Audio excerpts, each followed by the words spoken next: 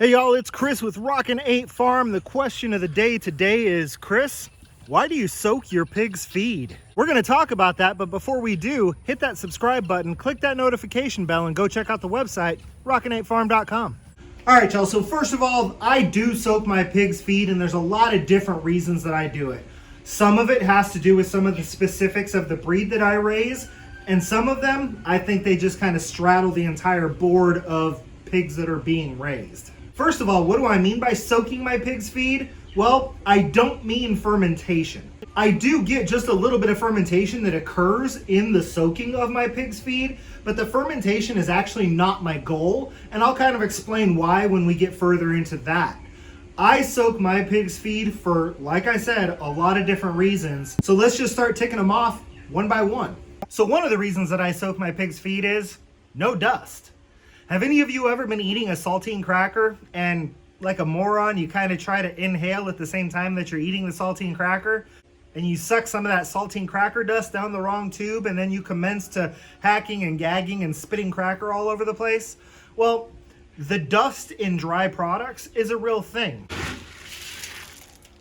No matter how you look at it, that's a dusty feed.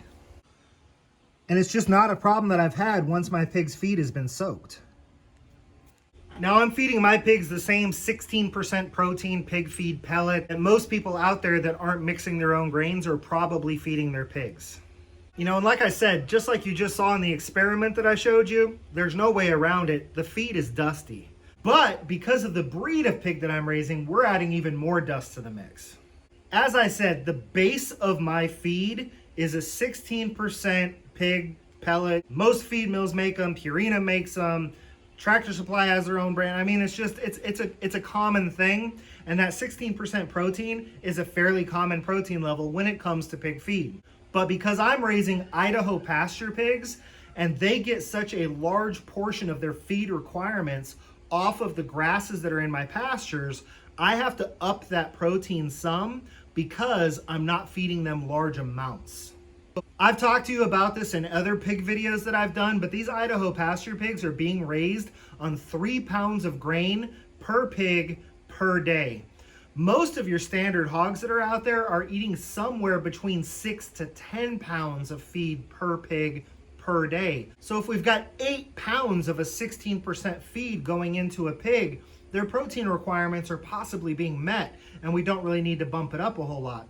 For some breeds of pigs, you may even need to back that down to a 14% protein ration. But for these Idaho pasture pigs, we got to get that protein up to about 20%. The way that we accomplish that is by using what I call a pig protein powder. You can see it's a very, very fine blend of grains. You know, a lot of legumes and things like that in here to really boost that. But y'all, you thought regular pig feed was dusty? Look at how dusty that is. Now this particular product is sold through the feed mill where I get my pig feed. So I've got my standard 16% pig feed, and that is a 40% protein grain mix. So by taking 2.5 pounds of my 16% and a half a pound of that 40%, I get an overall 20% protein ration. Well, not only are my two feeds extremely dusty, but I also need to figure out a way to blend those together. And I've got one more thing that goes into an Idaho pasture pig's feed that also needs to be blended in. The other thing that you need to add to an Idaho pasture pig's diet, because of the smaller amount of grain that they're eating, is a mineral blend. That amount right there is approximately 2.4 ounces.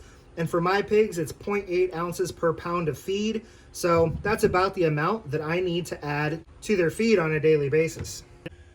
Now, obviously, the mineral is also another added dust concern, but I'm kind of moving past dust. I think you're getting my point. As far as the minerals go, what a lot of people do is they just top dress their pig's dry feed. I want you to kind of contemplate this.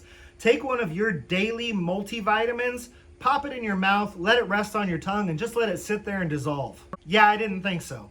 I mean, just opening up the pill bottle, it smells pretty nasty and pretty minerally. Well, this stuff does too.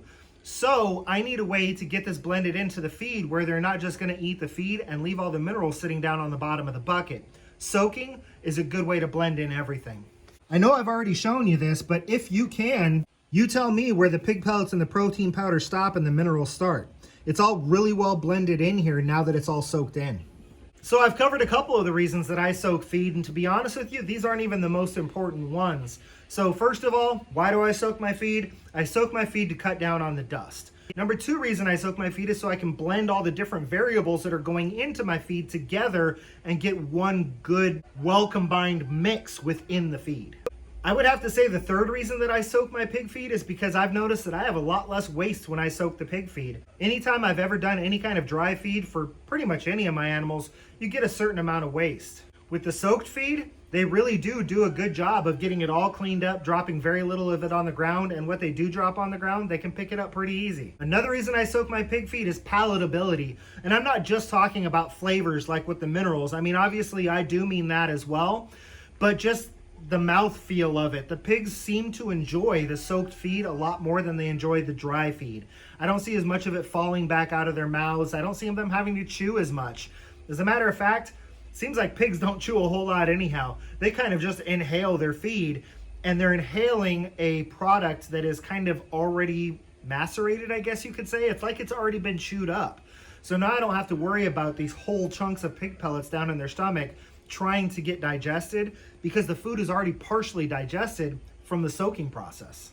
That brings us to another reason that I like to soak my feed, and that is digestibility, and we'll throw in there with that nutrient availability. A lot of different studies have been done for a lot of different animals, including humans, showing that these soaked and or liquid diets digest a lot better as they come through our system, and that our body can more readily extract the minerals and nutrients from the food that we need in order to stay healthy. Another reason I soak the pig's feed, and this is another one of those reasons that is to a lesser degree, but pigs are pigs, and a lot of times, even if they're not feeling well, they'll still come eat just because they're pigs. But a lot of times a pig that's kind of not feeling really well doesn't necessarily want to go over to get a drink. So by feeding the pigs a soaked feed, I'm ensuring that at the minimum, they're getting some water into their diets. Now, while obviously this isn't enough water for them to survive, here's another thing about the water in the pig feed. When the pigs are eating soaked feed, they don't do the take a mouthful of feed, go get a drink, come back, take 2 mouthfuls of feed, go get a drink thing. Because the feed is soaked, they're able to just stay there and eat it, which means that if you're feeding more than one pig, you don't have the pig that's getting the majority of the feed because they're staying at the bowl longer than the ones that are going to get drinks. All of your pigs are going to stay at the bowl until the food is gone, and then at some point they might wander over to get a drink, but they're not going to rush to the water because they're not really thirsty from eating dry feed. So my feed has 2 different soaking time lengths. And the reason is because it's very easy for me to dump this bucket of feed into the bowl and then just get it ready for the next meal. So when I feed my animals at 6:30 in the morning, I get their dinner ready, which they have at 4:30 in the afternoon. So there's a 10-hour soak time there. At 4:30, when I feed them in the evening, I get their breakfast ready as well. So now we've got a 14-hour soak time on that particular meal. One of the things that I've noticed is that when I come out here in the morning and I pick up that feed bucket, it smells a little sweet and the bucket is warm to the touch. And that means that we are starting that fermenting action. So while I don't soak my feed for the purpose of fermentation, especially in that nighttime feeding with that 14-hour soak, the fermenting process is starting to occur. And just about everybody out there knows that fermenting is great for gut health for humans and animals. We're talking about getting all of that beneficial microbial action going on inside of that feed bucket. Now, in order to truly ferment my feed, at that point, it does become a little bit of a pain in the rear end to me, because now I've got to have a day 3 soak bucket, a day 2 soak bucket, and a day 1 soak bucket. You feed them out of the day 3, then rotate the buckets up, then refill day 1. So I've got this whole thing that I have to keep track of. I don't like having all of that different stuff added into my particular feeding system. That's just my personal opinion. The other thing about fermenting, like truly fermenting feed, is that you've got to keep it underneath a water level. So we're talking about a really sloppy, wet, soaky feed. And while there's nothing wrong with that, you know, a liquid diet is good for a lot of different animals as well. That becomes more of a pain in the rear end to handle as well, because now I've got this sloppy bucket full of stuff that I'm either trying to carry in a feed pan or dump into a feed pan while pigs are knocking around. It's just a lot easier for me to take this soft but semi-solid product, put it in the feed pan, take the feed pan out to the pigs. I'm not dealing with all of this liquid slopping around. So I do get some of the benefits of the feed starting to ferment, but I'm not truly attempting to ferment. You're more than welcome to do that in your feeding program, and it would be even more beneficial than what I'm doing here. I do truly believe that. I just don't want to take the efforts personally for those added steps in order to truly ferment my feed, especially when I notice that I am getting some of the fermenting benefits out of the system that I am currently using now. So a little bit of a recap. Why do I soak feed? Cuts down on dust. Makes it easier for me to mix all of the different things that go into my pig's feed. Palatability, digestibility, nutrient availability, more liquid in their diet, fewer trips to the watering station so everybody gets closer to the same amount of feed, and some of the microbial benefits of fermentation. But there is one other reason why I soak my pig's feed, and that is because there are enough benefits and it's easy enough to do that there's no reason not to. I'm gonna go ahead and mix up a batch real quick. You can keep track of the counter on your little YouTube counter thingy. You tell me how much longer this takes than it would take you to get your pig's feed.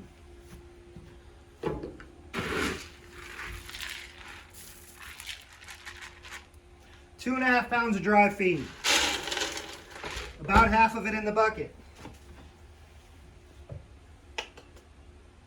Half a pound of their protein powder.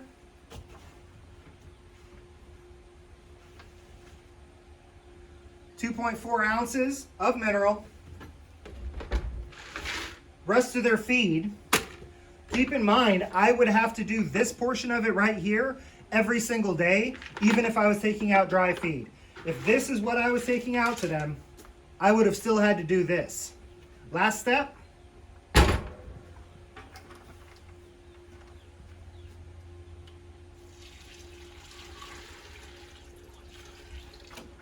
Water to cover, walk away. That is ready for their breakfast tomorrow morning. So because I would have had to mix all the feeds, protein powders, and minerals anyhow, that took what, 3 seconds for me to change this from a dry feed mix to a soaked feed mix where I'm getting all of the benefits that I've mentioned in this video.